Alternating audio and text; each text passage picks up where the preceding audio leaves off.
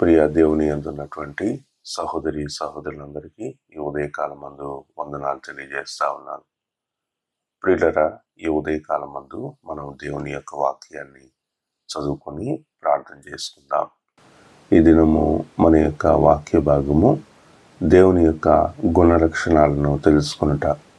ఉదయకాలం మందు మనము దేవుని యొక్క గుణలక్షణాలను తెలుసుకోవటం వలన మనం దేవుని యొక్క వాక్యాన్ని నేర్చుకోవడానికి, దేవుని యొక్క గుణాలను తెలుసుకోవటం అనేటువంటిది కూడా అది చాలా లోతైనటువంటి విషయం. కనుక ఈ ఉదయకాలం ముందు మనము దేవుని యొక్క వాక్య భాగాన్ని చదువుదాం. దేవుని యొక్క గుణలక్షణాలను మనం అర్థం చేసుకునేటువంటి క్రమంలో దైవత్వాన్ని గురించినటువంటి విషయాలు నేర్చుకోవటానికి వీలవుతుంది.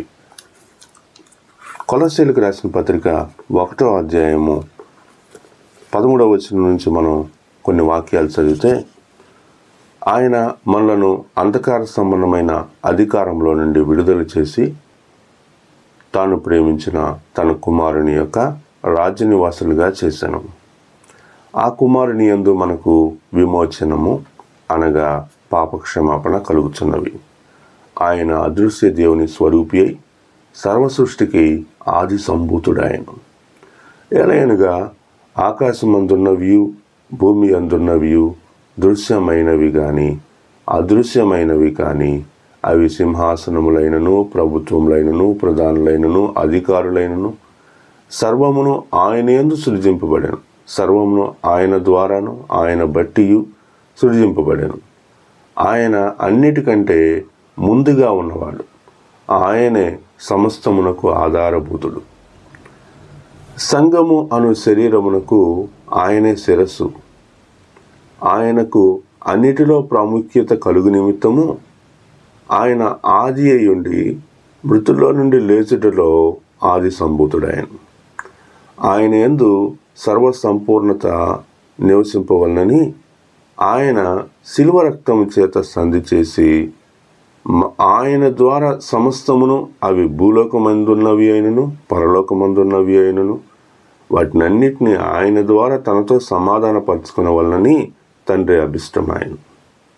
గత కాలమందు దేవునికి దూరస్తులను, మీ దుష్క్రియల వలన మీ మనసులో విరోధ భావము గలవారునై ఉండిన మీరును కూడా తన సన్నిధిని పరిశుద్ధులుగాను నిర్దోషులుగాను నిరపరాధులుగాను నిలువబెట్టుటకు ఆయన రక్తమాంసమైన దేహమందు మరణం వలన ఇప్పుడు మిమ్మును సమాధానపరచెను. ప్రియులరా, ఈ ఉదయకాలం ముందు చదివినటువంటి ఈ యొక్క లేఖన భాగంలో దేవుడు పరిశుద్ధుడు, ఆయన అతీతుడు, ఈ లోకం కంటే ముందు నుంచే ఉన్నవాడు. ఆయనకి సమయం అనేది లేదు. మనకి ఈ భూలోకంలో సమయం ఉన్నది. మనకి కొంతకాలం మనం బ్రతుకుతాం, ఆ తర్వాత చనిపోతాం. కానీ దేవుడికి సమయం అనేది లేదు. ఆయన యుగాల నుంచి ఉంటాడు, ఎప్పుడు నుంచో ఉన్నాడు, ఎప్పుడు దాకా ఉంటాడు. ఇంతకాలం అని మనం చెప్పలేం. కాబట్టి అలాంటి అతీతుడైనటువంటి దేవుడు మరి తన ప్రియకుమారుడైనటువంటి ప్రభువుని మన కొరకు ఈ భూలోకానికి పంపి, ఈ భూలోకంలో అంధకారంతో పాపంతో మరి శాపంతో మనం జీవిస్తున్నాం కనుక మన యొక్క అంధకార బంధకాల నుంచి మనల్ని విడిపించడానికి ప్రభువారు ఈ భూలోకానికి పంపబడ్డాడు. ఆయన యందు మనం విశ్వాసం ఉంచినప్పుడు, ఆయనను మనం సొంత రక్షకుడిగా అంగీకరించినప్పుడు ఆయన మనకు తన యొక్క సమాధానాన్ని మనకు దయచేస్తాడు. ఆ విధంగా మనము ఆయనతో నిత్య నివాసులం అవుతాం. ఇలాంటి సమాధానము, ఆనందము ఈ ఉదయకాలం ముందు దేవుడు మనకు దయచేయనుగాక. ప్రార్థన చేసుకుందాం. ప్రేమ కలిగిన తండ్రి, కృప కలిగిన దేవ, నమ్మకమైన ప్రభువా యేసయ్య, నీ పాదాలకు వందనాలు, స్తుతులు స్తోత్రాలు చెల్లిస్తూ ఉన్నాం. ఈ ఉదయకాలం మందు చదివినటువంటి లేఖన భాగంలో మీ యొక్క గుణగణాలను మేము నేర్చుకుంటూ ఉన్నాం. నాయన, మీరు సర్వసంపూర్ణత కలిగినటువంటి వారయ్యుండి, ఆది సంభూతులయ్యుండి, నాయన యేసయ్య, దీనిలోము దరిద్రులము ఎన్నికలైనటువంటి భూలోకంలో నిత్యము పాపము చేస్తూ ఉండేటువంటి మా ఎడల మీ కనికరము చూపి మా కొరకు మీ ప్రియకుమారుడైనటువంటి ప్రభువుని ఈ భూలోకానికి పంపి ఉన్నారు. ఆ ప్రియకుమారుడైనటువంటి ప్రభు మా కొరకు వేదనలు అనుభవించి నాయన ఆయన మా కొరకు మరణించారు. మా పాప భారం అంతటినీ తన యొక్క శిలువ మీద వేసుకొని ప్రభువా, ఆ శిలువలో మా భారాలన్నీ భరించి మాకు నూతన జీవితాన్ని దయచేశారు. ఆ నూతన జీవితం నాయన మమ్మలను నిత్య రాజ్యం వైపు పయనించేలా చేస్తూ ఉంది. కనుక ఈ ఉదయకాలమందు మేము నేర్చుకున్నటువంటి ఈ మాటల చేత ఈ దినమంతా మీరు మమ్మలను దీవించి ఆశీర్వదించి మీరు మాకు మేలుకరంగా ఉండమని కోరుతూ ఉన్నాం. మేము ప్రభా నాయన మా యొక్క దినములన్నీ ప్రభా సంతోషంతో గడుపుటకు ప్రభా నాయన నీ యొక్క లేఖన భాగాలను నేర్చుకున్నట్టు కృప చూపమని కోరుతూ ఉన్నాం.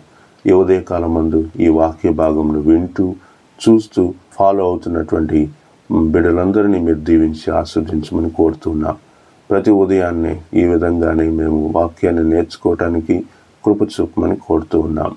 అయా ఈ ఉదయకాలమందు మీ యొక్క దివ్యమైనటువంటి వాక్యంను మీరు దీవించి ఆస్వాదించమని కోరుతూ ఉన్నాను.